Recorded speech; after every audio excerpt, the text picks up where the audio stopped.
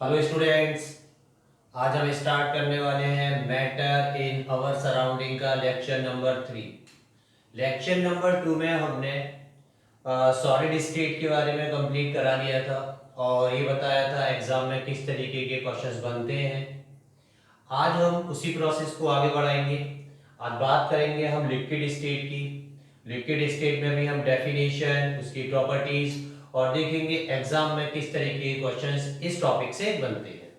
तो हमारा अगला टॉपिक है लिक्विड स्टेट। टॉपिक है हमारा liquid state.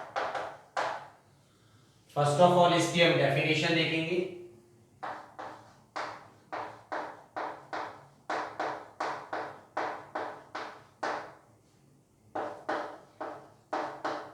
That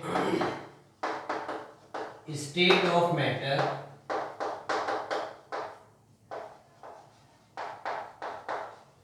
which possesses that state of matter which possesses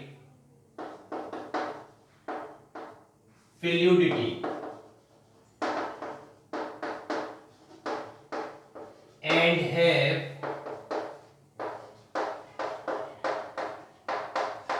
definite volume but not definite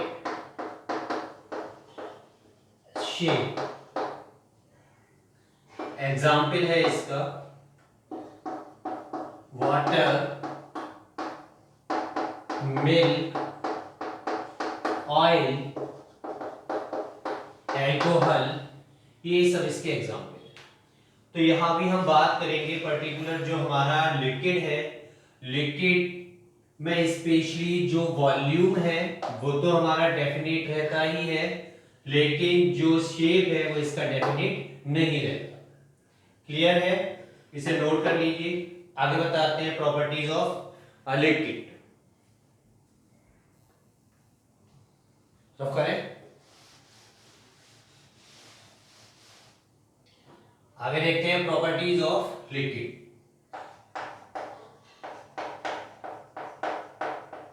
properties of liquid state. तो first properties देखते हैं।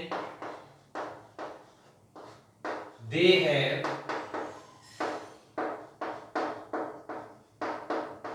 Definite volume but not definite shape। Liquid में जो इसका volume होता है वो तो डेफिनेट रहता है, फिक्स रहता है, बट जो इसका शेप है, आकार है, वो फिक्स नहीं रहता। अकॉर्डिंग टू कंटेनर ये चेंज होता रहता है। सेम है, ये भी हमारे उन दो पॉइंट पे ही डिपेंड करता है जो हमने फर्स्ट सॉलिड स्टेट में बताया था। पहला पॉइंट बताया था हमने इंटर पार्टिकल्स स्पेस कह सकते हैं हम, और सेकंड है फोर्स ऑफ अट्रैक्शन। क्योंकि हम जानते हैं अगर एक कंटेनर में हम लिक्विड लेते हैं, लिक्विड यानी कि वाटर हमने लिया हुआ है, तो वाटर में जो पार्टिकल्स के बीच का स्पेस है सॉलिड से ज्यादा होता है, फोर्स ऑफ अट्रैक्शन सॉलिड से कम होता है।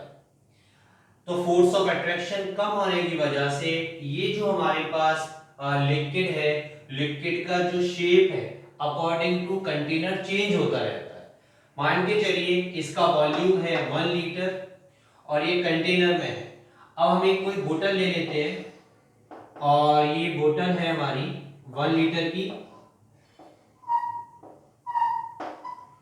और ये लिक्विड हम इसमें ले आते हैं, तो इसका जो शेप होगा, अब वॉल्यूम तो इसका 1 लीटर ही है, लेकिन शेप पहले कंटेनर का था, अब बोतल का हो गया है। क्लियर है? नोट कर लीजिए इसे। सेकंड पॉइंट लिखते हैं। चलिए सेकंड प्रॉपर्टीज देखते हैं।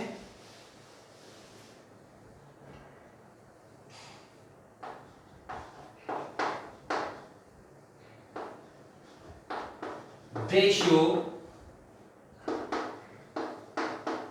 the properties of fluidity. Properties of fluidity. Second properties है, और पहले तो हम समझेंगे फ्लूइडिटी क्या होता है। और एग्जाम में फ्लूइडिटी एक टॉपिक डेफिनेशन इसकी पूछ लेते हैं, व्हाट इज फ्लूइडिटी। तो अच्छे से समझ लीजिए पहले फ्लूइडिटी। फ्लूइडिटी कहते हैं बहने के लिए। मान के चलिए ये सॉलिड है, सॉलिड एक एरिया से दूसरे एरिया में फ्लो नहीं कर सकता, पर लिक्विड अगर हम एक एरिया में इसे रख दें तो धीमे धीमे वो दूसरे एरिया की तरफ जाने स्टार्ट कर देता है। तो फ्लूइडिटी लिक्विड की कम होती है, गैसेस की बहुत ज्यादा होती है। हवा एक एरिया से दूसरे एरिया में बहुत तेजी से वो बहने लगती है। क्लियर है? तो लिक्विड फ्लूइडिटी शो करती है, गैसेस इससे ज्यादा शो करते हैं, बस सॉलिड फ्लूइडिटी शो नहीं करते। तो पहले हम इसकी देखेंगे डेफिनेशन। फ्लूइडिटी डेफिनेशन नोट करिए।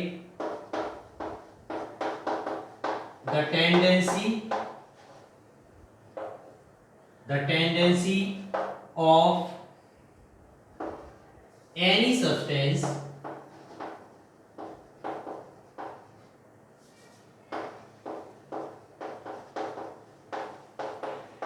to flow. The tendency of any substance to flow is called fluidity. Note कर लीजिए। नोट करें। थर्ड प्रॉपर्टीज देखते हैं। थर्ड प्रॉपर्टीज है दे show the properties of diffusion.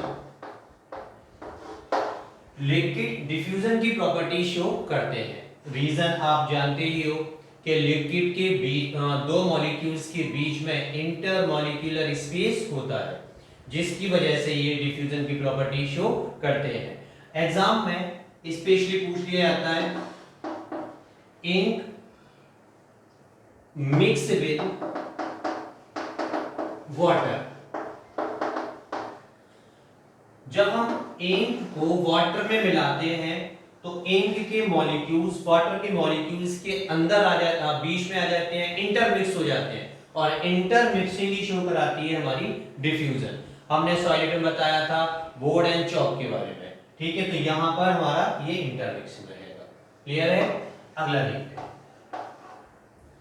Liquids are मोर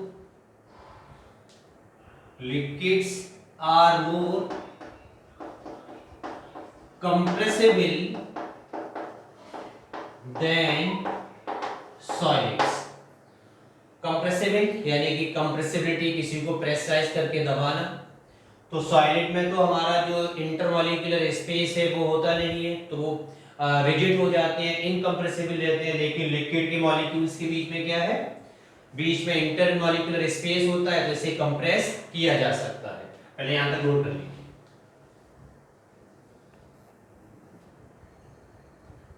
आगे देखते हैं।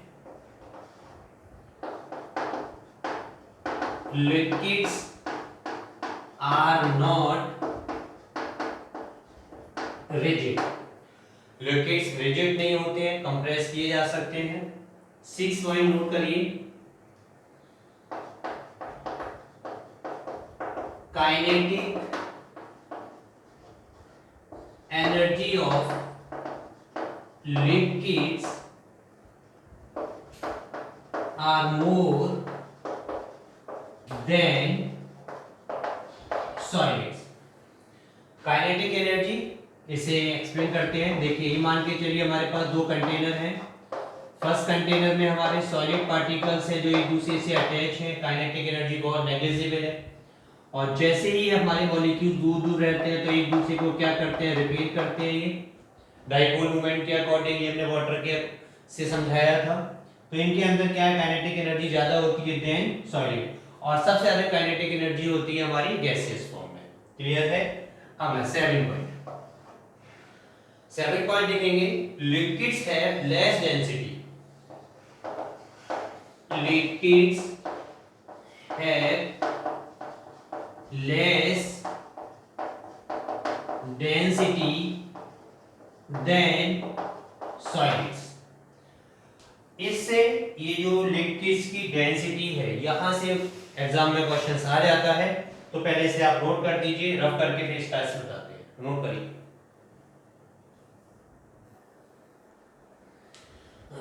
चलिए 7 पॉइंट था, liquids have less density than solid. Liquid की डेंसिटी सॉलिड से कम है।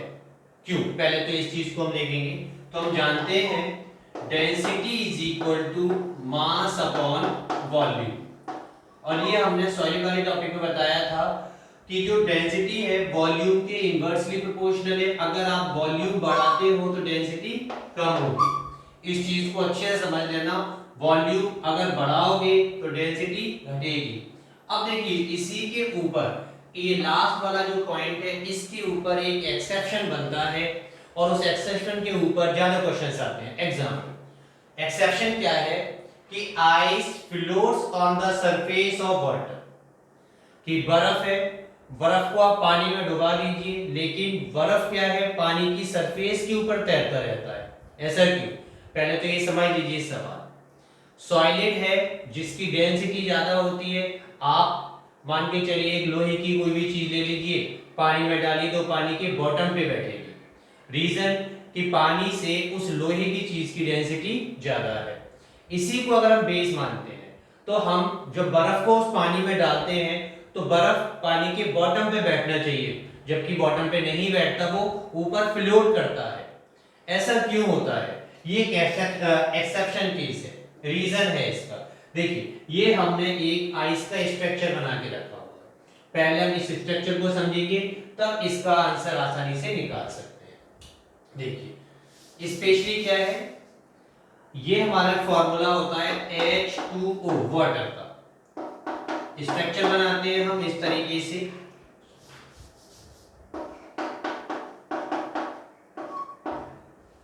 ऑक्सीजन और हाइड्रोजन, और इसे जो हम कहते हैं ये कहलाता है हमारा हाइड्रोजन बॉन्ड। सॉरी ये हमारा कहलाता है specially covalent bond, covalent bond. अब देखिए ये कोवैलेंट बॉन्ड है, और एक H2O के अंदर दो कोवैलेंट बॉन्ड फाइंड आउट किए गए हैं। आगे देखिए, ये एक वाटर मॉलिक्यूल्स है और ये हमारा एक दूसरा वाटर मॉलिक्यूल्स है। क्लियर? इस वाटर मॉलिक्यूल्स का ऑक्सीजन इस वाटर मॉलिक्यूल्स के हाइड्रोजन से कनेक्ट होगा तो ये डॉट डॉट एक बॉन्ड बनाता है। इस बॉन्ड को कहते हैं हम हाइड्रोजन बॉन्ड। क्लियर है? और ये बॉन्ड है हमारा कोवैलेंट बॉन्ड, कोवैलेंट बॉन्ड। तो hydrogen bond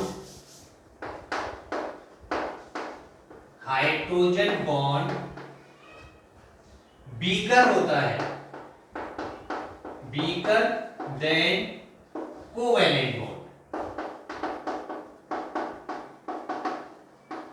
covalent bond, hydrogen bond कहां बनाए जा सकते हैं? हाइड्रोजन फ्लोरीन से रिएक्शन करे तब हाइड्रोजन बॉन्ड बना सकता है, ऑक्सीजन से रिएक्शन करेंगे नाइट्रोजन।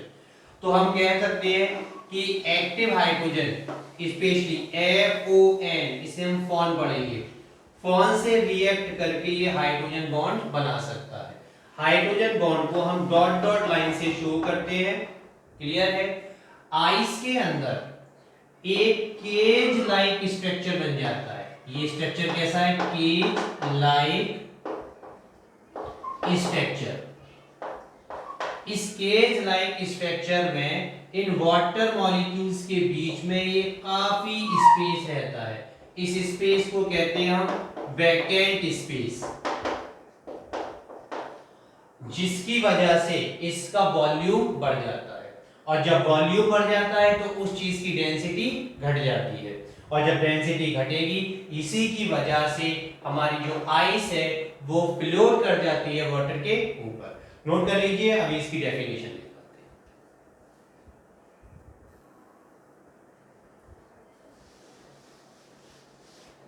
डेफिनेशन लिखिए, ice float on the surface of water bye, क्यों ये आइस पानी के ऊपर तैरता रहता है। तो डेफिनेशन इसकी लिखेंगे हम,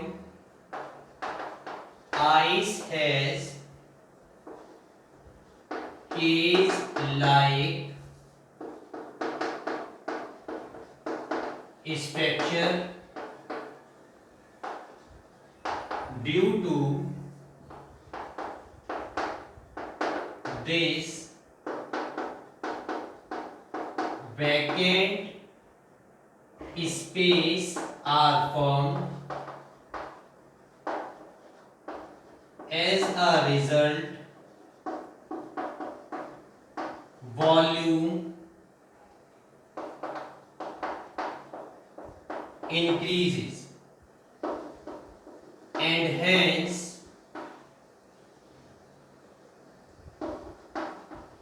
density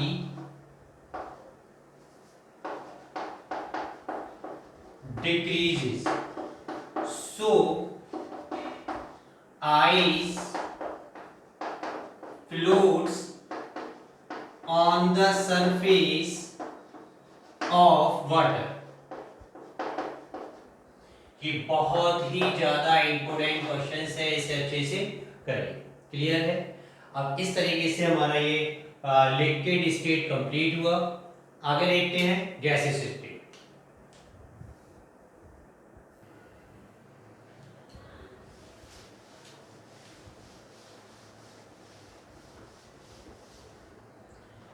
इसी को आगे बढ़ाते हुए अगला हमारा फिजिकल स्टेट ऑफ मैटर है gas.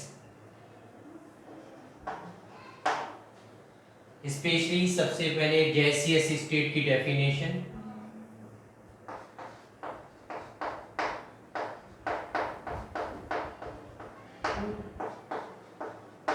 That state of matter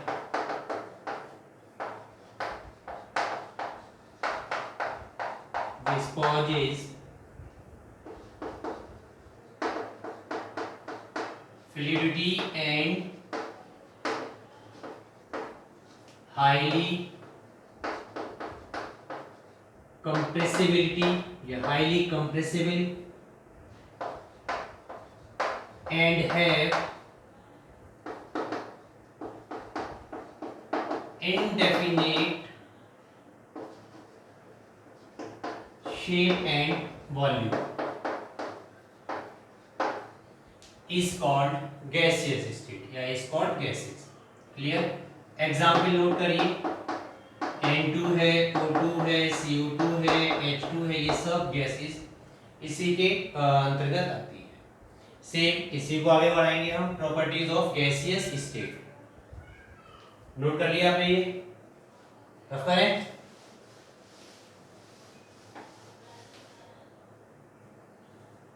अगला है प्रॉपर्टीज ऑफ गैसियस स्टेट। तो पहली प्रॉपर्टीज है इसकी, they have indefinite shape and volume। Clear है?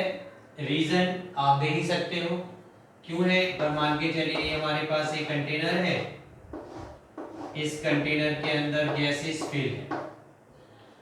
पहला क्या है, इन दोनों गैसेस के बीच का इंटरमॉलिक्यूलर स्पेस ज्यादा है। तो क्या है, पार्टिकल स्पेस। पार्टिकल स्पेस कैसा है, हाई। और जो इंटर पार्टिकल स्पेस इसमें ज्यादा है तो इसमें फोर्स ऑफ अट्रैक्शन कैसा होगा, बी। तो हम कह सकते हैं B force of attraction.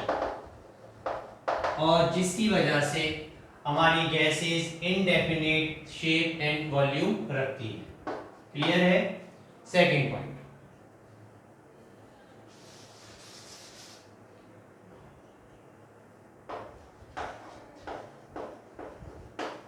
gases have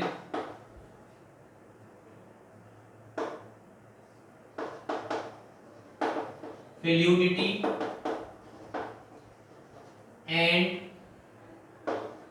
not rigidity।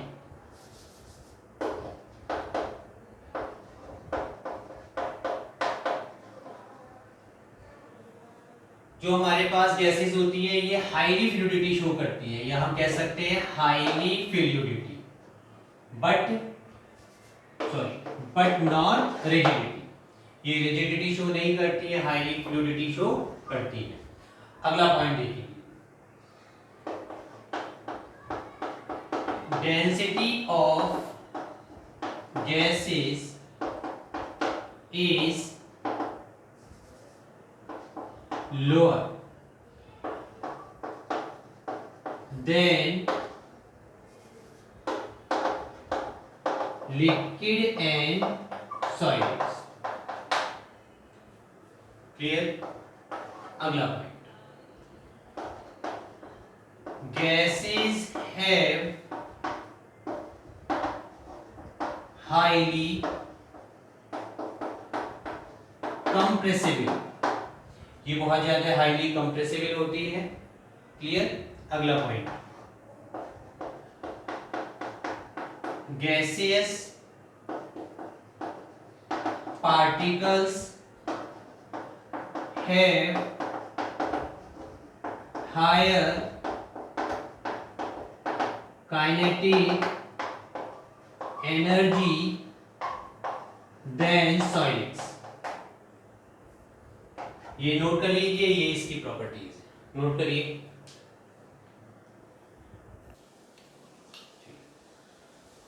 अगला पॉइंट है,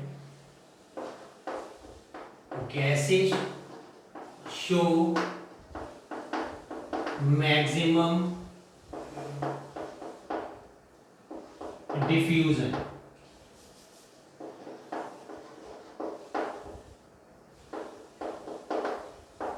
क्लियर हो गया? चलिए अब करें से 7 पॉइंट है,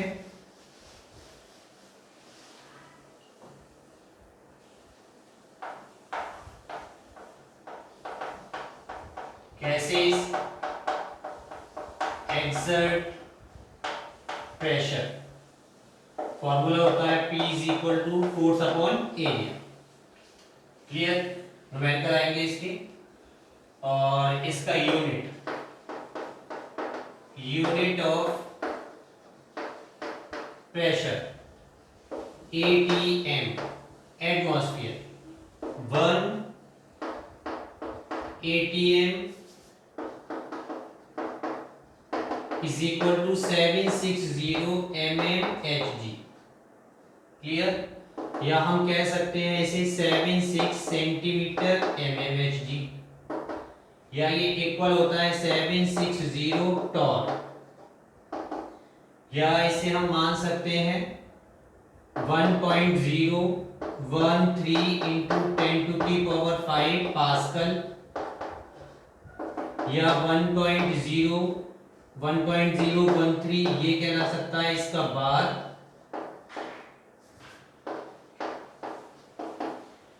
या इसे हम कह सकते हैं 14.7 PSI।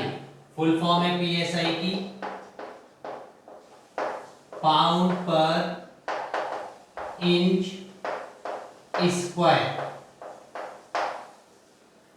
क्लियर है? इसे पहले नोट कर लीजिए।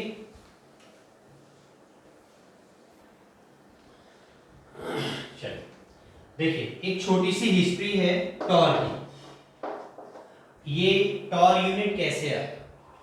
तो बैरोमीटर के इन्वेंटर थे, नाम नोट कर लीजिए, इवान जेलिस्टा टॉरिसेली। इवान जेलिस्टा टॉरिसेली ने बैरोमीटर इन्वेंट किया था और उन्हीं के नाम पर ये टॉर रखा गया है। क्लियर है? उम्मीद करते हैं ये पूरा लेक्चर आपके बहुत अच्छे समझ में आया होगा, और अगर ये लेक्चर आपके समझ में आया है तो प्लीज़ ज़्यादा से ज़्यादा इस लेक्चर को शेयर कीजिए और चैनल को सब्सक्राइब कीजिए। सब्सक्राइब करने से हमारे आने वाली वीडियो का नोटिफिकेशन आपको मिलता रहेगा। Thank you.